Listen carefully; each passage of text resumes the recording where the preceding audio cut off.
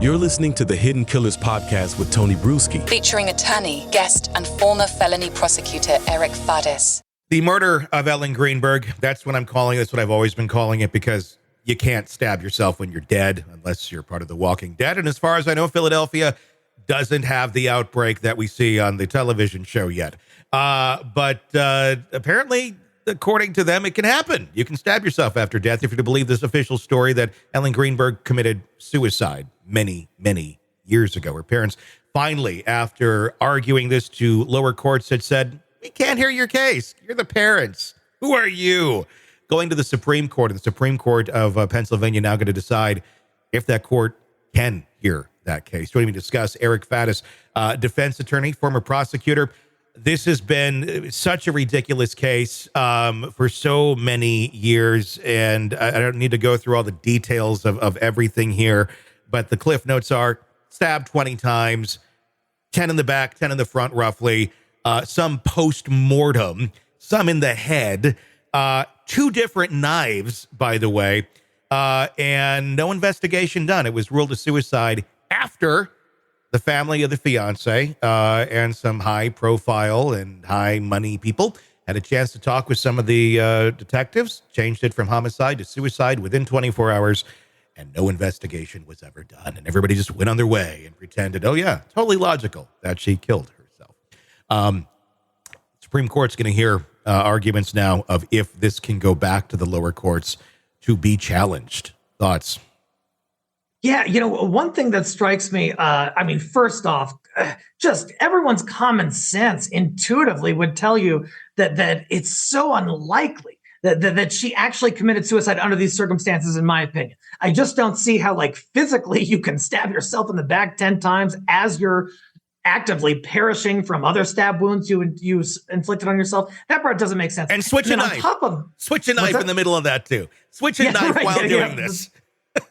Very peculiar, raising a lot of eyebrows. And then there's also a bizarre legal issue with the court that might make a determination on whether this was a suicide or homicide. And courts don't usually make that determination. No. The Supreme Court of Pennsylvania only hears cases that they believe, have a chance of making some real difference beyond just that case in the public sphere and in future cases and in past cases. Yeah, right. And it's my understanding that Greenberg's family is sort of asking the court to hear evidence and decide on whether this was a homicide or suicide. That's a fact-finding thing. Those are things that juries often decide. Coroners can give their opinion, medical examiners can give their opinion, and then the jury decides whether to believe it or not. But to put a judge in there making that decision, judges usually decide on the law, but not on facts. Well, they've been stuck in this ecosystem that seems to protect itself over and over and over without ever looking at the facts. It's basically they've been going in saying, look, come on, this is obvious stuff here. And it's just, la, la, la, la, la, la, we're not going to hear you. We can't hear you. Can't hear you. Got to go somewhere else. And nobody could hear them. That's why it's always good. That's why it's gone all the way to the Pennsylvania Supreme Court. And what's going to happen here is either they're going to say, yes, you can challenge this to the lower court, or no, you can't. And if they do say yes, it goes back to the lower court again, which I suppose the lower court in that ecosystem again could say, yeah, we'll hear you. Come on in, talk. Hang on, we got to put these headphones on. Oh, you're done talking? Okay, yeah, we still feel the same way. I hope to God that's not what happens, but it could happen. This is just so baffling. How are we in a situation like this where there is so much evidence and so much suspicious activity here that no one just simply wants to look at it? Yeah, Tony, I think it illustrates kind of a hole in our criminal justice system where, something happens and then the police make a determination, oh, this was a murder, or, oh, it wasn't.